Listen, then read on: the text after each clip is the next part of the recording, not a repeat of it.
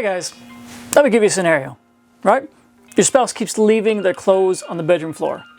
They just get dressed and undressed every day, leaving the stuff on the floor, not even bothering to put them in the laundry basket. 5 feet away.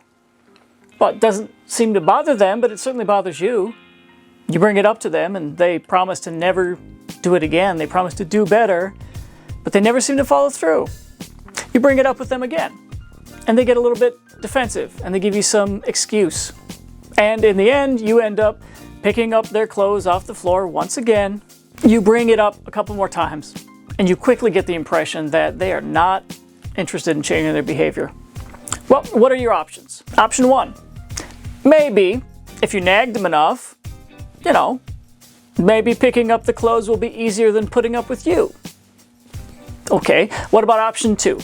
Maybe you should just accept that. It's your job to pick up the clothes off the floor and maybe just do that for the rest of your life. Okay, what about option 3? Maybe you should just burn their clothes in an act of protest on the driveway. And then maybe they will understand you and that maybe they will take you seriously.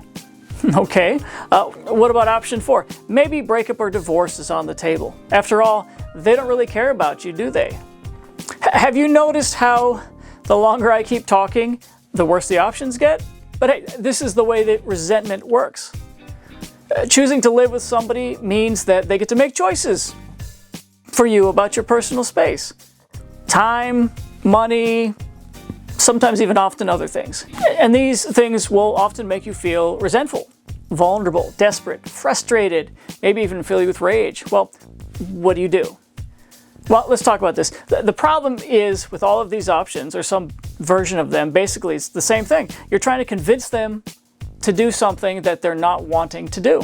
You're trying to get through to them. And maybe you'll do whatever it takes to get them to change. Well, this doesn't have to be about laundry on the floor. This could be about someone playing too many video games. This could be about someone eating the last piece of cake. This could be about someone who just repeatedly taking too long to get ready to go. And on and on and on and on. Let me propose to you a different option. Set a boundary. I know this may be familiar to you. You may have heard this language before, but you may understand it wrong, or you may not understand how powerful this really is. You see, if you think that solving the problem can only be achieved by endless communication, threats, complaints, protests, you're not living with good boundaries. Good boundaries can actually be pretty simple. I like to think of boundaries as a personal rule system. Another way to look at it is boundaries is a cause and effect. If X happens, I'm going to do Y. Simple, right? Simple in practice, but it can be emotionally difficult. Well, let me give an example of how this works in real life. So let me introduce this to you. This is called allow and agree. These are my 2 favorite boundary words. Here's the word allow. Allow means, well, what am I allowed to do? I can't tell you how many people, when I've asked this question of what am I allowed to do, they instantly go, I'm not allowed to do that. My spouse wouldn't like it. Oh, I'm not allowed to do that. Oh, they would hate it. Oh, they would get so mad. Are you an individual? Are you a human being? Are you an adult human being? You allow you. That question of what am I allowed to do and who allows me it should be, at least, simple. You're an adult human being. If you're alive and you're an adult and you're a human being, you get to do what you're going to do. You're allowed to stay up till 2 a.m. if you want to. Now, you probably shouldn't. You'll be tired the next morning. You're allowed to drink as much as you want to. You probably shouldn't. Right? But who is it, what human being is it on the planet that literally takes away your will, your ability to make decisions? Who is that? Who is it that won't allow you to do something? If you're answering the question right now in your mind as you're listening to this, that's already a problem. Maybe it's not that you're in an abusive relationship. Maybe it just means that you're a very people-pleasing kind of pushover kind of person. And I would suggest that you stop it because I'm talking to you. That's who I'm talking to. What am I allowed to do and who allows me? Second word, agree. What have we agreed to do? Now in relationships, this is the essential question. We have 2 people. We are together by agreement. And obviously, if we're going to have the relationship function, usually it means hundreds of agreements. I'm talking, you know, keeping the door shut versus the door open, where we flip the toilet paper, what we eat, what we don't eat, how hot or cold to keep the thermostat, all kinds of things. All of this is by agreement. And if we don't agree, it's going to have to be like, well, then I'm going to do me and you're going to do you. And if we do enough of that, it's going to be pretty tough to have a relationship. So let me offer you this analogy, right? I have this analogy. I like to call it the table. Now, the table is a symbol for who gets to make decisions. This is the decision-making table. I have a chair for you. I have a chair for me. All right? Well, and so, because some people think, well, shoot, you know, I keep talking, I keep complaining, I keep doing this, I keep doing that. They don't seem to care. I'm here to tell you that means they didn't show up to the table, and in order for them to have decision-making power, where we agree on things, they got to show up to the table. They're not in power just because they're refusing to come to the table. You're actually in power because you're at the table. You still get to make the decision.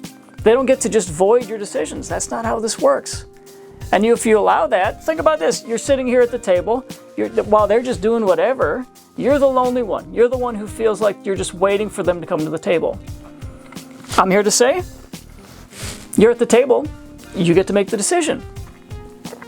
How does this work? Well, we have some problem, let's say. I'm going to say, well, what can we agree to do together? What can we agree to do together, right? You won't come to the table. I get to switch to, okay, what am I allowed to do, right? I don't just give up my decision-making power just because you won't come to the table. It doesn't work. You see, inconveniencing the other person is actually okay. The hope is that you will be simultaneously inconvenienced because then you both will care about the problem at the same time. And sometimes the solution to the problem is what makes it our problem. That's the agree language. It's our problem. Well, let me give you an example, right? Somebody repeatedly leaves the clothes on the floor, just like our example earlier. Well, what can you do? Well, hey, how about get out a broom or a shovel and sweep them into the corner and just leave them there? Is that a perfect solution? No. Does it solve the problem? Yeah, kind of. But it's a more minor inconvenience. The thing is, I'm making the decision without your consent because you won't come to the table and figure it out with me. Well, what about somebody who just repeatedly forgets to turn the light off? Well, what about this? Why not just remove the light bulb? And then when they come in and they say, gosh, what happened to the light? Why won't this work? It's like, well, I just removed the light bulb. Why'd you do that? Well, you kept forgetting to turn off the light, so, you know, now a problem solved. Hey, if you don't like how I solved the problem, why don't you come to the table and solve it with me? Until then, I'll just remove the light bulb. Right? We've just reversed the power move. What about somebody who just repeatedly fails to show up to supper on time? Or they just won't even tell you when they're going to be home? What should you do? I would suggest, well, if I'm at the table, if I'm making the decisions about supper, supper's at 6, come or don't come, that's when we eat. And if I have to put some stuff in a Tupperware container and you heat it up alone by yourself at 8 p.m. because that's when you decided to come home, so be it, right? Either that or you come to the table and we can agree to do something together that works for both of us. You see how this works? What about if somebody's just repeatedly taking too long to get ready? Always makes you late. They're doing their makeup, they're on their phone, they're lollygagging. Well, here's an example. Well, why not tell the person what time you're going to leave? Hey, we got this thing at 6. I'm going to leave at 5:40. Person's not ready at 5:40. You leave. How many times do you think you're going to have to do that before they start, I don't know, getting ready on time? Huh? If they don't like it, if they don't like that you're doing this and they don't want you to leave without them, well, maybe come to the table and let's figure out what to do that's different so that I'm not leaving you, but also that you're not inconveniencing me by making me late. How does that sound? What about this? Somebody repeatedly chooses video games over you. Well, what are you going to do? Well, you could join them in the video game playing. That's always an option. Or you could just let your absence be known. Rather than just sit there and pursue and complain and whine about the video games, why not just get up and just plan a different night? and let your absence be known by just choosing other things. Now, what if somebody refuses to do a budget with you and they just won't moderate their spending? Well, this one's sad because sometimes that means I have to get a separate bank account. And I go ahead and do that, and maybe they'll piss them off. It's fine. Get pissed. I'm already pissed. Now you share. Now you share that experience. But maybe that experience will bring you to the table, and I say, how about joint bank accounts?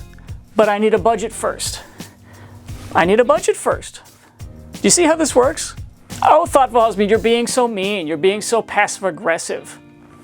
I don't think you guys maybe understand this, some of you at least. It's not mean to enact boundaries. We're not doing this with any kind of hidden motive. We're not doing this to manipulate.